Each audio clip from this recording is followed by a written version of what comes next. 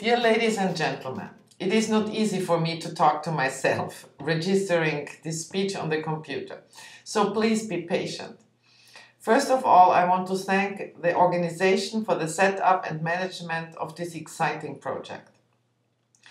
Enhancing Cultural Heritage is the name. And enhancing cultural heritage is a fundamental task for all regions that want to further develop and to compete in the global market. It is also one of the fundaments of the teaching philosophy of the school I am directing in Florence, Italy. Enhancing cultural heritage, though, does not mean to repeat endlessly the same designs and ways of making. It means to develop the modes and techniques, the patterns and colors, and adapt them to new use and new production possibilities, without at the same time losing their specific regional identity. In our world of imagery and worldwide visual communication, the designer, as the creator of this imagery, is an extremely important figure. He is the creator of trends and fashion, and in a wider sense, or let's say in consequence, also the creator of attitudes and behavior. Without knowing your past, you will never understand the present and be able to predict the future. This sentence, pronounced by Adolf Loos, the famous Austrian architect and designer, at the beginning of the last century, is true today more than ever, and this is exactly what I want to share with my Egyptian students. We are living in a time of enormous worldwide changes. In this moment, especially true for Egypt and the whole area of the Middle East. The speed of modern travel and communication has changed the outlook and vision of each of us. People in the whole world are building, dressing, acting in more and more similar ways. Industrial production and mass culture is destroying regional crafts. But on the other hand, people become also more and more aware of the loss that this development is producing.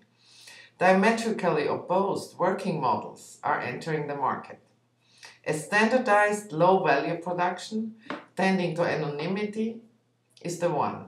The other is focused on the recovery of differentiation, accurate production of quality and excellence. I want my students to understand that this second model is the one to strive for, because it produces a long-lasting success and a real social development. I want to share with my students the awareness of how immensely precious their cultural heritage is, that in order to keep it alive, you need to build up on it. I want them to be proud of what they are and where they come from. I want them to take a closer look on what surrounds them, to notice all the details and to build their own world on this basis. I want to share with them the ways of working in other countries and cultures in order to learn and see what is similar and what is different. Culture, as a reinterpretation of the past, is the key element for the construction of the creative future.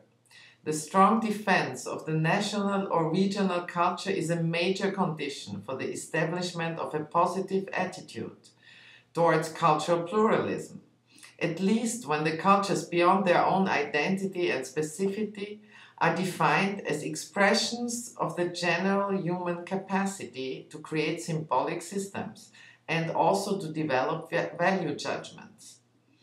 Working like this with different schools, ways of teaching and making will produce enrichment for all of us.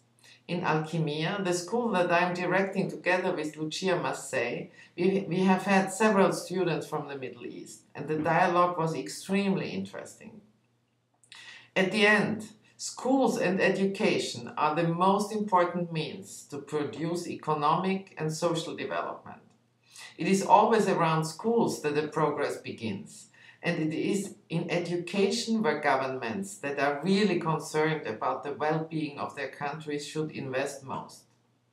In this sense, I hope that this project will be the beginning of a common path, and I'm really looking forward to meet you all. Thank you very much.